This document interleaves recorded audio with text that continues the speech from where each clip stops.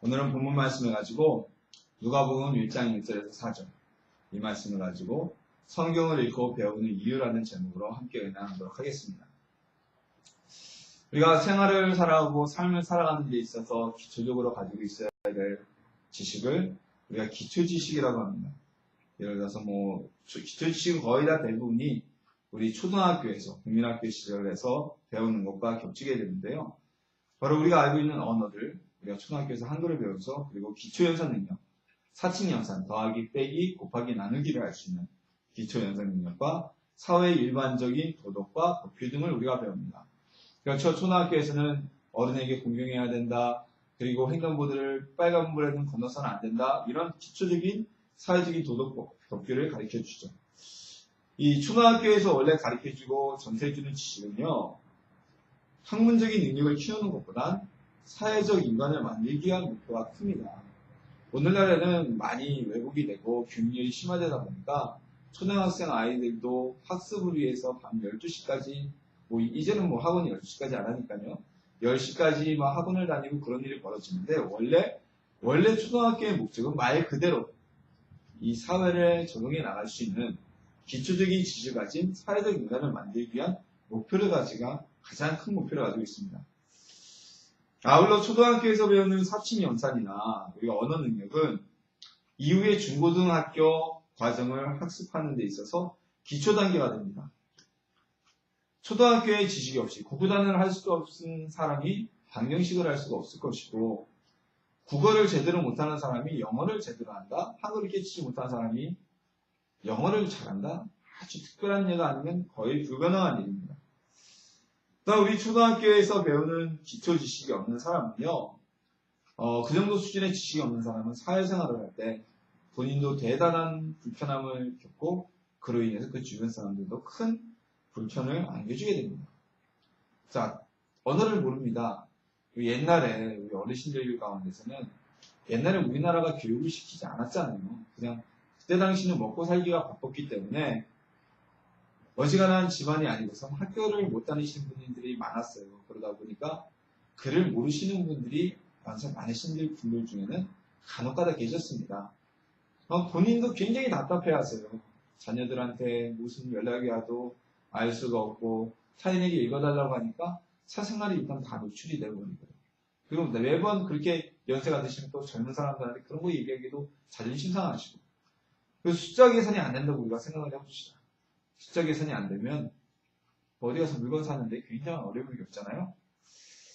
자, 이런 기초 지식은요, 우리가 삶을 살아가는 데서 아주 중요한, 가장 기본적이고 가장 우리의 삶을 이끌어나갈 수 있는 배경이 되는 지식이라는 것입니다.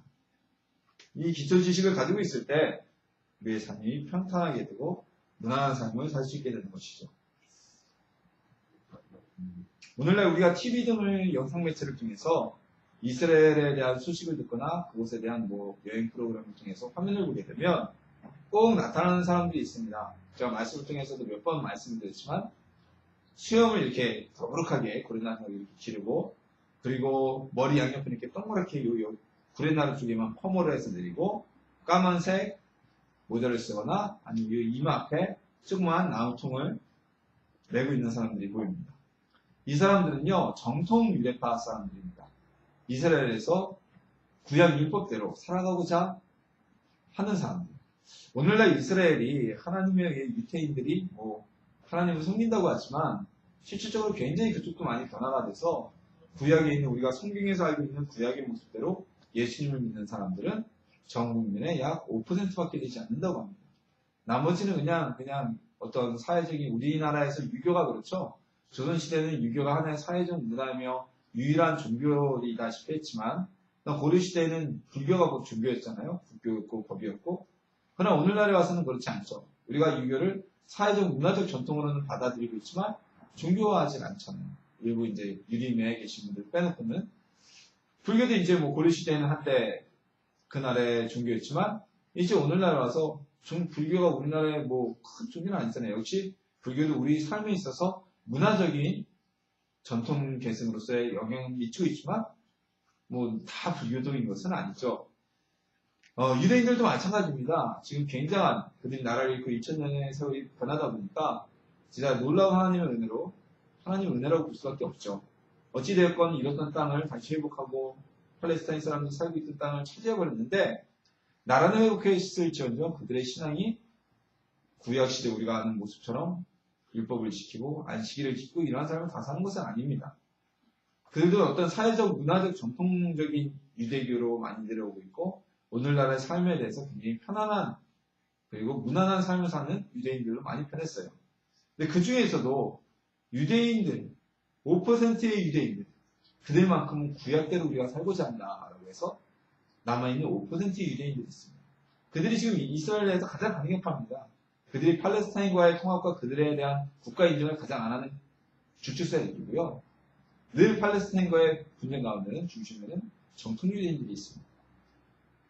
구약 율법에서 가나안 족속을 하나님이 용납하지 않으셨잖아요. 그것을 근거로 이제 그 시에는 끝났는데도 불구하고요. 자, 어찌되었건 그들이 이제 보면은 여러분들이 보시면 이마에 이렇게 조그만한 나무 상자 같은 거 하나 달고 나옵니다. 자, 그게 무엇일까요? 그 상자는요, 왜 달고 나오냐면 그 근거가 우리 성경에 있습니다. 신명기 11장 18절 말씀에 보면 너희는 나의 이마를 너희 마음과 뜻에 두고 또 그것을 너희의 손목에 매어 기호를 삼고 미간에 붙여 표를 삼으며 라는 말씀이 있습니다. 하나님께서 모세를 통하여서 이스라엘 백성에게 하나님의 말씀을 듣고 행할 것을 전하면서 하신 말씀입니다. 근데 이게 중요한 부분이 있죠. 너희는 나의 말을 마음과 뜻에 둘 뿐만이 아니라, 이건 우리도 마찬가지예요. 마음과 뜻에 둘 뿐만이 아니라 더해서 손목에 메고 미간에 붙여라. 그래서 그 이스라엘 유대인들이 이마에 메고 있는 그 상자 안에는 자그맣게 성경 구절이 쓰여서 그 안에 담겨져 있고요. 팔목에도 보시면 이제 팔에도 끈으로 해서 하나 메고 있습니다. 그건 역시 신명기 11장 18절 말씀에 근거해서 그 안에 성경 구절을 하나 집어넣고 내가 하나님의 말씀은 마음뿐만이 아니라 나의 미간에 달고 있고 나의 팔에 달고 있습니다 라는 것을 보여주고 있습니다. 그들을 지키고 있는 것입니다. 지금 언급한 신명기 11장에는요 하나님의 율법, 당시에는 모세를 통해 하나님께서 전하신 말씀, 곧 율법이라고 대변되는 그 말씀을 통해서 마음과 미간에 그리고 문설주에 그리고 너희 바깥문에 새기라고 말씀하고 계십니다. 그리고 거기서 새기는 것뿐만이 아니라 너희의 자녀들에게도 하나님의 말씀을 가르치라고 이야기하고 계십니다. 그 이유가 무엇이냐면요. 이스라엘 백성이 차지할 땅은 적과 꿀이 흐르는 땅, 매우 풍족하고 비옥한 땅이었지만 그 땅은 이민족이 섬기던 우상 숭배의 신앙이 남아있던 곳이었습니다. 그래서 거기에 이스라엘 백성이 가나안에 들어가서 그들이 내몰고 그들이 몰아낸 이민족이 섬기던 우상을 숭배에 빠져서 하나님을 진노케 할까봐 하나님의 벌을 받을까봐 늘 하나님의 말씀을 곁에 두라는 권고의 말을 모세가 하고 있는 것입니다. 모세는요 하나님의 말씀을 들으면 분명히 하나님이 그대로 하나님 말씀대로 듣고 행하면 복을 주실 것을 알고 있었고 그리고 모든 일 형통하실 것을 이야기하고 있습니다. 그리고 그들을 쳐들어오는 적들까지도 하나님이 대신 싸워서 굴복해 하실 것을 알고 있었어요. 그런데 반대로 얘기하면 하나님의 말씀을 지키지 않고 하나님의 말씀을 어기는 자에게는 저주가 임하고 모든 일이 안 되는, 하는 일마다 안 되는 그런 징계를 받게 될 것이라는 것을 알고 있었습니다. 그래서 쉽게 말해서 이렇게 미간에 붙이고 팔에 메고 문설주에 적고 바깥문에 적으라고 말씀하고 있는 것은 너희 자녀에게 끊임없이 하나님의 말씀을 가르치라는 것을 너희가 축복을 원하거든 하나님 말씀대로만 살면 된다는 것입니다. 좀 더 바꿔 말하면 너희는 하나님 말씀만 지켜 그대로 산다면 너희에게 복이 임하게 될 것이라는 말씀을 하고 있는 것입니다. 모든 사람이 복을 받기 원합니다. 예수님을 믿는 사람을 뿐만 아니라 예수님을 믿지 않는 세상 사람들도 다 하나님의 축복을 받기 원합니다. 우리에게는요, 그 축복을 받을 수 있는 길이 제시되어 있습니다. 오늘 말씀을 통해서 우리에게는 어떻게 하면 우리가 축복을 받을 수 있는지가 가르쳐졌다는 겁니다. 알게 되었다는 것입니다. 우리 전하 여러분, 함께 축복의 길을 걷지 않겠습니까? 우리 함께 복을 받는 길을 걸어가는 주님의 자녀가 되기를 예수님의 이름으로 축원합니다. 키가 190cm에 몸무게가 90kg이고 그리고 각종 무술의 합이 수련한 무술의 합이 17단위 청년이 있습니다. 대단히 건장한 체격이겠죠. 이래가지고 떡대가면 엄청날 거예요. 근데 그의 반대편은 상대로는 160cm 정도의 왜소하고 무도는 전혀 수려하지 않은 이가 있습니다. 제가 165에 무술이라고는 태권도 CD에서 계속 그랬던 것밖에 없거든요. 만약 이 두 사람이 격투기를 한다면 생각을 해보십시오. 요즘에 뭐 격투기 스포츠가 UFC 뭐 해가지고 되게 유행이 있잖아요. 이 격투기 게임을 한다면 누가 이기겠습니까? 이건 뭐 말할 것도 없어요. 체격이 좋고 무술을 많이 수련한 청년이 당연히 이기게 되어 있는 겁니다. 자, 그런데 두 사람이 만약에 어떤 격투기장이 아닌 전장에서 만났다고 칩시다. 서로 상대방의 부인, 190cm에 90kg의 무술의 합이 17단인 군인으로 그리고 160cm의 왜소한 군인으로 둘이 만났다고 치면 만약에 190cm 90kg의 무술 17단의 청년이 군인이 무기가 없어요. 총을 잃어버렸어요. 자, 그런데 160cm의 아주 작고 왜소한 싸움이라고 할 줄 모르는 군인이 총을 가지고 있어요. 누가 이길까요? 이건 뭐 체격이 아무리 크고 무술을 아무리 잘했어도 총 앞에서 이길 사람은 없습니다. 그렇죠? 작고 왜소하지만 총을 들고 있는 무기를 가지고 있는 그 왜소한 청년이 이길 수밖에 없어요. 아무리 커도 그 청년의 말에 따라서 체격이 큰 청년은 포로가 되든지 저항하다 죽든지 둘 중 하나가 되겠죠. 우리에게 주어진 성경 말씀은요, 우리에게 있어서는 바로 영적인 무기가 됩니다. 우리 믿는 자의 능력은 예수님의 이름으로 나타나게 됩니다. 예수의 이름에서 나오게 됩니다. 예수님의 이름은 무기의 방아쇠와 같습니다. 그래서 사단의 권세를 파괴하고 기도 응답의 보안 카드 같은 역할을 합니다. 자, 우리가 그래서 모든 기도를 할 때 예수님의 이름으로 기도하지 않습니까? 은행에 인터넷 뱅킹을 하거나 폰뱅킹을 할 때 보안 카드가 없으면 그 넘버가 틀리면 돈을 절대 내 거라도 찾을 수 없습니다. 예수님의 이름은 이 보안 카드의 역할을 하기 때문에 우리가 모든 기도할 때 예수님의 이름으로 하게 됩니다. 우리가 사단을 무찌를 때 어떻게 합니까? 나사렛 예수 그리스도의 이름으로 내가 명하노니라고 합니다. 왜냐하면 그 예수님의 이름에서 권세가 나가기 때문에 예수님의 이름이 선포되어질 때 총의 방아쇠를 당기는 것처럼 대포의 방아줄을 당기는 것처럼 무기에서 권력이 나고 능력이 나가는 권체가 되는 것입니다. 시작점이 되는 것입니다. 그런데 아무리 방아쇠가 있어도요,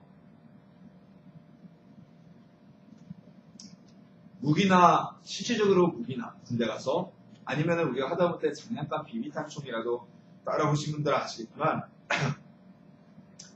방아쇠를 아무리 이렇게 탁탁 당겨도요, 총 안에 실탄이 없고 장난감 총 안에 비비탄 총 안에 비비탄이 없으면 아무것도 나가지가 않습니다. 그거는 상대방에게 어떠한 위협도 줄 수가 없어요. 어떠한 적에게 위험도 줄 수가 없습니다. 하나님의 말씀은요, 예수님의 이름의 권세가 무기의 방아쇠를 당기면 총의 방아쇠 같은 역할을 한다면 하나님의 말씀은 바로 영적 전쟁의 실탄이라는 것입니다. 하나님의 말씀이 있을 때 예수 이름으로 명하면 방아쇠가 되어지고 하나님의 말씀이 능력이 되어서 사단의 권세를 깨트리는 역사가 일어난다는 것입니다. 마태복음 4장 1절에서 11절에는 시험 받으시는 예수님의 모습이 기록되어져 있습니다. 이곳에서는요, 예수님이 사역을 시작하기 전에 사역을 위해 40일의 금식 기도를 마치시고 줄이셨던 예수님 앞에 사단이 하나님의 능력을 가지고 예수님을 시험하기 위해서 나타나게 됩니다. 하나님의 능력을 가진 예수님을 시험하기 위해서요. 무엇입니까? 예수님이 40일 동안 금식하셨으니까 매우 배가 고프셨어요. 우리와 똑같은 성격을 입으신 분입니다. 하나님의 아들이기 때문에 배가 안 고프지 않았던 게 아니에요. 똑같이 배가 주이셨는데 사단이 와서 유혹을 합니다.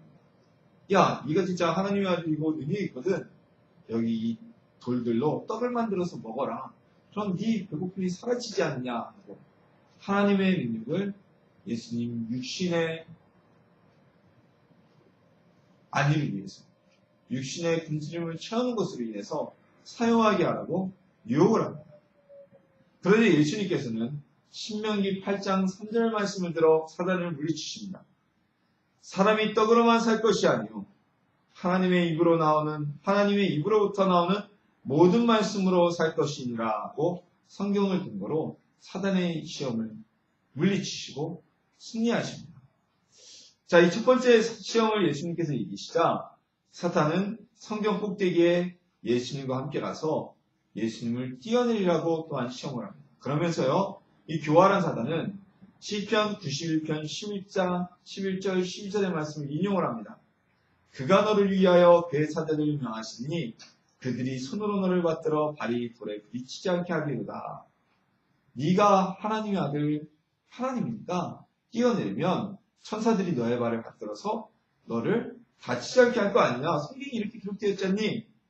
자, 그러자 예수님께서는요, 하나님의 말씀을 들어 유혹하는 사단에게 신명기 6장 16절 말씀을 들어서 시험을 이기십니다. 주 너의 하나님을 시험하지 말라는 말씀으로 사단의 시험을 물리치십니다. 자, 마지막으로 이제 사단은 모든 세상을 높은 산 꼭대기에 올라가서 세상을 보여주며 예수님께 이렇게 유혹을 합니다. 나에게 경배하면 이 모든 것을 내게 주리라. 우리가 이 문맥에는요, 사단의 이 말에는 뒤에 감춰진 말이 있어요. 무엇이냐면요, 나에게 경배하면 십자가의 고통과 죽음 없이 이 모든 것을 내게 주리라는 말입니다. 그냥 준다는 게 아니에요. 사탄도 예수님이 이 땅에 오신 목적을 알고 있었어요. 예수님이 십자가의 대속물로 이 땅에 오신 것을 알고 있었어요. 그래서 예수님께 유혹을 하는 겁니다. 네가 십자가를 죽지 않아도, 고통을 당하지 않아도 나에게 전하면 이 세상을 다 너에게 주겠다. 그럼 네가 이 세상 권세를 가지면 나의 권세를 내가 너에게 줬으니까 이 사람들을 다 구원시켜라. 죄에 끌고 가지 말고 천국으로 데려가라 라고 유혹을 합니다. 자, 그러자 예수님께서는 신명기 6장 13절 말씀, 주 너의 하나님께 경배하고 다만 그를 섬기라고 이번에도 말씀으로 대적하시고 모든 시험을 이기셨습니다. 예수님이 누굽니까? 예수님이 곧 하나님이십니다. 예수님이 곧 창조자십니다. 사단조차도 예수님의 창조를 받은 피조물입니다. 그런데도 예수님이 사단에 시험했을 때, 야, 내가 곧 하나님이야. 내가 너의 창조주야. 어디서 감히 네가 내가 하나님의 아들이야. 이렇게 대적하신 것이 아닙니다. 어떻게 해요? 하나님의 말씀으로 승리를 하시게 된 겁니다. 하나님의 말씀이 있을 때 그 말씀이 근거가 되어서 사단은 예수님의 말씀에 굴복당할 수밖에 없었던 것입니다. 자, 우리가 이 장면에서 또 하나 주목할 것은 우리가 포인트가 하나 있는데요. 사단도 성경을 인용했다는 점입니다. 두 번째 시험 때 사단이 시편 91편 11절에서 12절 말씀을 인용해서 예수님을 시험하죠. 사단도요, 성경을 압니다. 우리보다 더 잘합니다. 우리는 1년에 성경 몇 독이나 하십니까? 한 100독 해봐야 사단이 하는 것보다 성경을 알 수가 없어요. 사단은 우리 인간의 한계를, 능력을 뛰어넘는 영적인 존재이기 때문에. 자, 근데 우리 오늘 성경을 읽어도 성경을 읽기만 하고 그 말씀의 의미와 내용을 모른다면 사단의 시험에 넘어갈 수밖에 없습니다. 오늘 두 번째 시험에 사단이 한 말 보세요. 그가 너를 위하여 그의 사자들을 명하시리니 그들이 손으로 너를 받들어 발이 돌에 부딪히지 않게 하리로다. 맞죠? 사단이 제시한 상황이 정확하게 맞는 거 아닙니까? 네가 뛰어내려도 하나님께서 천사들을 보내서 말씀이 이렇게 되어 있지 않냐? 그런데 그 말씀의 본뜻은 예수님을 성전에서 뛰어내리라고 하시는 말씀이 아니었던 것입니다. 우리가 성경을 읽기만 하고 성경의 의미를 모르면 이 사단의 이런 사단이 이용하는 시험, 성경을 이용하는 시험, 성경을 아니고 성경을 왜곡해서 하는 시험에 넘어갈 수밖에 없습니다. 오늘날 신천지를 비롯해서 JMS나 하나님의 교회나 이 모든 이단들의 공통점이 무엇입니까? 그냥 와서 우리 신천지니까 너희가 믿는 예수는 잘못됐어. 무조건 이렇게 얘기하지 않습니다. 그들도 성경을 근거로 됩니다. 성경을 근거로 구절을 얘기를 합니다. 달달달달 외웁니다. 그것만 공부하기 때문에. 근데 그 구절의 의미가, 그들이 말하는 성경의 내용이 뜻이 그들이 말하는 뜻과 의미가 아닙니다. 근데 이것을 모르고 성경을 알기만 하고 성경이 읽기만 하고 내용을 모르는 이들은 그들이 그렇게 얘기했을 때 진짜 성경에서 그렇게 얘기하고 있네? 하고 넘어간다는 것입니다. 우리는 사단의 시험과 유혹에서 승리하기 위해서는 성경 말씀을 숙지할 수 있어야만 합니다. 그래야만 사단의 시험에서 이길 수가 있습니다. 성경을 직접적인 우리 영적 무기로 언급한 것이 바로 예배소서 6장 17절 말씀입니다. 예배소서 6장 17절에는 이렇게 기록되어 있죠. 구원의 투구와 성령의 검, 곧 하나님의 말씀을 가지라. 하나님의 말씀이 곧 성령의 검이라는 것입니다. 사단을 쳐서 물리치는 검이 뭐예요? 무기예요. 공격 무기예요. 방패는 방어 무기예요. 투구도 방어 무기예요. 하지만 검은 적군을 물리치는 공격 무기라는 겁니다. 하나님의 말씀이 이런 능력을 가진 무기라는 것입니다. 성경은 우리의 영적 무기입니다. 그 중에서도 공포탄도 아니고 실탄입니다. 사단의 시험과 유혹에서 승리하려면 우리는 이 하나님의 말씀을, 성경 말씀을 숙지해야 됩니다. 알고, 숙지가 무엇입니까? 알고 익숙해져야 된다는 겁니다. 군인이요, 자기에게 주어진 개인의 화기나 공용화기 무기를 모르면 자신의 생명을 지킬 수가 없습니다. 총을 쏘다가 실탄이 걸리면 분해 소지를 할지 모르는 군인은 아무것도 못하고 적군에게 죽을 수밖에 없어요. 하지만 분해 소지를 할지 않은 군인은 어떻게 됩니까? 총을 재빨리 분리해서 재미 걸린 탄을 제거하고 다시 정상적으로 무기를 작동시킵니다. 우리는 하나님의 군사입니다. 하늘나라의 군사라고 얘기를 합니다. 하나님의 군사가 무장도 없이 무기도 없이 빈총을 들고 나간다면 그래서야 승리할 수가 있겠습니까? 우리는 하늘나라 백성으로서 전쟁에서 승리하고 사단의 유혹과 시험에서 내 자신을 지키기 위해서라도 우리 하나님의 말씀을 묵상하고 배우고 읽어야 하는 것입니다. 우리 성경을 무기로 삼는, 영적 무기로 든든하게 무장하는 하나님의 자녀가 되기를 주님의 이름으로 축원합니다. 우리 성경은요, 인간을 구원하시는 하나님 역사의 기록입니다.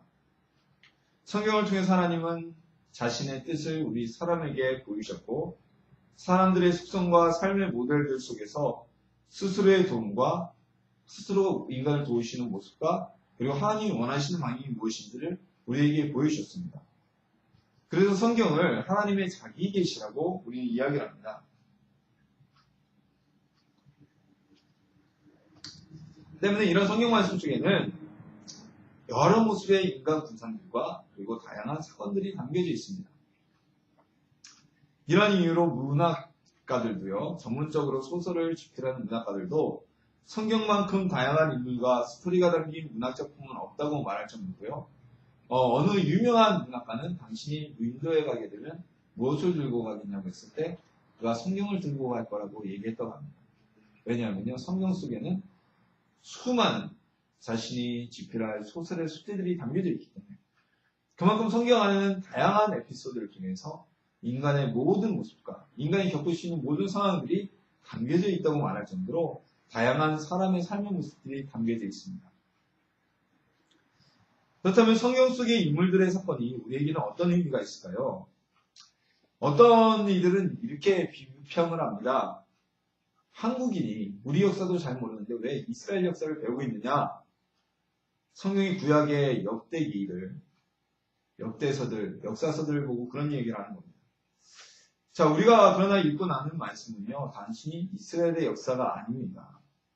수천 년 전 이스라엘에서 있었던 사건이 지금도 오늘날 현재 우리에게 똑같이 일어나고 있다는 점입니다. 성경의 사건들, 다윗, 야곱, 베드로의 사건이 수천 년, 수백 년들의 사건이 아니라 바로 내 사건이 될 개연성이 매우 높다는 거예요. 가능성이 굉장히 높다는 겁니다. 그리고 성경에서 그들의 삶의 모습, 그들이 당했던 상황들이 나에게 나타났을 때 우리는 이렇게 대처해야 된다는 방향을 제시해 주는 것이 바로 우리에게 주어진 성경 말씀입니다. 마치 초등학교 때 전과라는 게 있죠. 전과. 동화전과 예를 들어 제가 어렸을 때는 동화전과하고 표준전과가 굉장히 유명했어요. 전과 안에 보면 무슨 내용이 있습니까? 교과서에는 없는, 교과서를 이런 방향으로 해설해주는 해설의 내용이 있는 게 전과잖아요. 산수 쪽을 보면 문제풀이 하는 과정이 다 나와 있고요. 국어나 사회 쪽에 보면 교과서 내용에 추가되는 내용들이, 도움이 되는 내용들이 있잖아요. 그것처럼 우리 삶의 교과서라면 하나님의 말씀 성경은 우리 삶의 전과와 같은, 해설서와 같은, 정답을 제시해주는 인도자와 같은 역할을 하고 있다는 것입니다. 성경에서는요, 직접적인 구속사 외에도 잠언과 전도서를 통해서 우리 인간에게 삶의 지혜와 통찰력을 제시해주고 있습니다. 또한 시편과 아가서를 통해서 고난과 사랑에 관한 시적인 표현도 우리에게 전해주고 있는 것입니다. 우리가 과거에는 모르는 길을 운전하면서 가려면요, 며칠 전부터 이렇게 지도책을 펴놓고 익히거나 아니면 그 동네에 가서 사람들에게 물어보러 가야 했습니다. 그 운전만 하는 것도 모르는 길을 운전하고 하는 건 굉장히 피곤하고 신경 쓰이는 일이에요. 익숙한 길이 아니면. 근데 거기다 길까지 찾아가려면 보통 신경 쓰이는 일이 아니었습니다. 더 피곤하고 더 힘든 길이었어요. 심지어는 옆에서 누가 지도를 맞추면 잘 봐주면 괜찮은데 지도를 잘못 봐서 딴 길로 끌고 가거나 아니면 교차로 전에 얘기를 해줬어야 되는데 교차로를 지나고서 얘기해줘가지고 지도를 봐주면 좋은 날에서 옆 사람과 운전자가 티격태격 싸우는 모습. 그것도 뭐 흔히 볼 수 있는 모습 중에 하나였습니다. 자, 그런데 오늘날에는 그런 일이 싹 사라져버렸습니다. 왜일까요? 내비게이션이 보편적으로 보급되기 시작하면서 아무리 초행길이라도 목적지 주소만 딱 찍어놓으면 그냥 내비게이션이 안내하는 대로만 가면 돼요. 자, 틀어놓고 안문고 가면 내비게이션이 뭐 500m 전방에서 좌회전입니다. 1차선으로 붙어주세요 하면 그래도 따라가면 되고 쭉 가다가 뭐 이번에는 우회전입니다 하면 우회전 해주면 되고 목적지에 도착했습니다 하면 차창 번호로 주변 한번 쭉 둘러봐서 간판만 찾으면 됩니다. 자, 내비게이션이 보급되어서 우리는 아주 쉽게 아주 어려운 초행길을 찾아가고 방문할 수 있게 된 것입니다. 성경은요, 바로 우리 인생의 내비게이션입니다. 여러분 인생길 2번 가는 사람이 있습니까? 모든 사람은 인생길 한 번밖에 가지 못합니다. 여러분 한 번밖에 갈 수 없는 초행길인 인생길에 내비게이션을 장착하겠습니까? 아니면 내비게이션 없이 무옵션으로 난 내 능력으로 갈 수 있어 하고 모험을 한번 해보시겠습니까? 이게 바로 여러분의 선택입니다. 그 선택에서 바른 선택을 할 수 있기를 소망합니다. 오늘 말씀을 마무리 짓겠습니다. 누가는요, 오늘 본문을 통해서 이렇게 얘기를 합니다. 4절에 보면 누가복음을 저술한 목적이 알고 있는 바를 더 확실히 알게 하려고 이 누가복음을 쓰기 시작했다고 목적을 전하고 있습니다. 우리는 성경을 읽고 또 읽고 배우고 또 배워야 합니다. 성경은 사단의 공격에서 우리를 지켜주는 영적 무기이며 삶의 내비게이션이기 때문입니다. 그래서 우리가 알고 있는 바를 더 확실하게 알아야 되고 우리가 들은 말을 더욱더 들어야만 합니다. 신명기 11장에서 모세는 하나님의 말씀을 지키며 복을 받을 수밖에 없고 하나님의 말씀을 거역하는 삶은 저주를 받기 때문에 너희는 문설주와 이마와 팔에도 항상 말씀을 소재해서 너희 마음에서 하나님의 말씀을 잊었을 때 그것을 보고 다시 돌이키라고 이야기하고 있는 것입니다. 아울러 신명기 11장은 오늘을 사랑하는 우리에게 이렇게 얘기를 하고 있습니다. 오늘 복과 저주를 너희 앞에 두었나니 너희는 복의 길과 저주의 길 중에 너희가 갈 길을 선택하라고 이야기하고 있습니다. 여러분 복의 길을 선택하시겠습니까? 저주의 길을 선택하시겠습니까? 제발 하나님의 복을 받는 축복의 길에서는 주님의 자녀들이 되기를 예수님의 이름으로 축원합니다.